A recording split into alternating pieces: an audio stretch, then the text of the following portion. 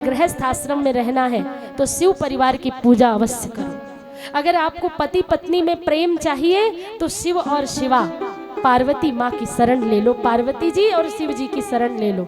पति पत्नी में कभी कलह नहीं होगी, क्योंकि इतनी विपरीतता जितनी शिव परिवार में है उतनी तो किसी परिवार में नहीं होती। लोग कहते हैं कि हमारी पत्नी थोड़ी कड़े दिमाग की, थोड़ा जिद्दी है।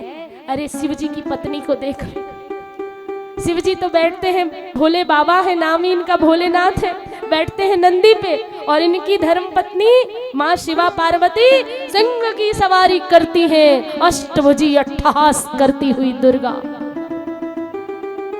एक पुत्र है उसका वाहन मयूर और दूसरा पुत्र उसका वाहन मूषक, माँ का वाहन सिंह, पिता का वाहन नंदी। परिवेश जंगल, सब साथ रहते हैं। सर्प और मयूर शत्रु साथ रहते हैं।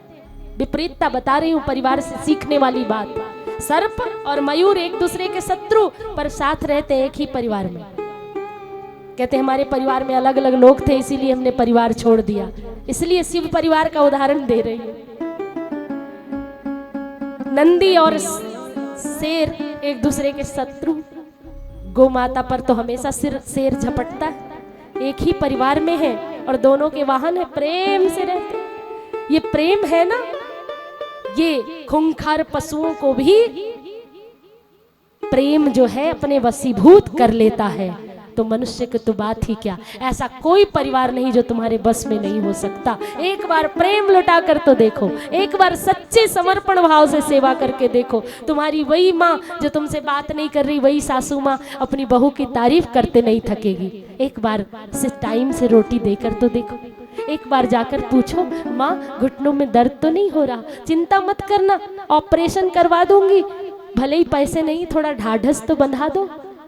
तो भैया जब माँ को दर्द हो तो थोड़ा पैर में हाथ लगा दो, मन जीत लोगे ना। मैं क्यों पैर दबाऊं, मैं तो बहू हूँ बहू। पहले सास किसको कहते थे? जो सांस ना लेने दे वो सास। और अब बहू ऐसी है कि सासुओं को सांस नहीं लेने देती। सास डर डर के बोलती मेरी बहू पढ़ी लिखी है, सुन लेगी, थोड़ा मैं संभाल लूँ। बर्तन भी धोती है तो खटर पटर ना हो, बहू की नींद खुल जाएगी। बताइए सही कह रही हूँ कि नहीं? फिर भी बहू ना समझे, अगर बेटी ना बने तो फिर ऐसी माँ कहाँ से पाओगे? जब खो गई ना एक बार तो बस फोटो पे हार सजाओगे, सेवा के लिए वो चरण नहीं मिलने वाले।